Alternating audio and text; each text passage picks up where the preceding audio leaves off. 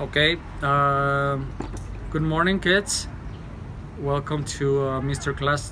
Castro's class. Welcome to my classroom. And today we need to review. We need to reinforce what the simple present is. And as you know, the simple present is the first conjugation time that you get with these auxiliaries that we use for different conjugation times. Here we have to remember that these auxiliaries will help you, especially in the simple present, will help you only in your negatives and your questions.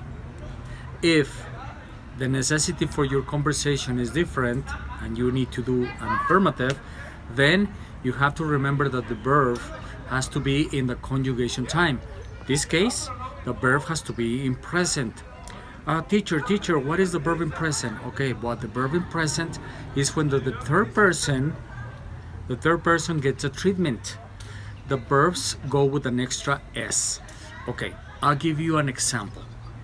For example, how can I ask about a third person? Well, if I ask personal question like me, you, me, and a conversation I, you, I, then it goes something like, hey, do you have change for a 20?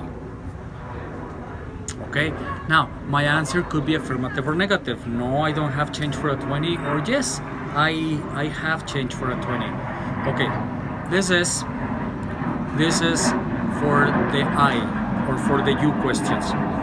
What about the third person? To get you an example with the third person, is necessary to talk about somebody or something or an animal that is not in the conversation. For example, okay, look, does your mother cook delicious food? Okay, so here you can say something like affirmative or negative, like yes, she cooks. The affirmative is yes, she cooks delicious food, and the negative is no, she doesn't cook delicious food. Look at the difference. She doesn't cook, my verb in simple form. She cooks, my verb in present. She cooks. Doesn't cook, cooks. All right, so you have to remember that rule.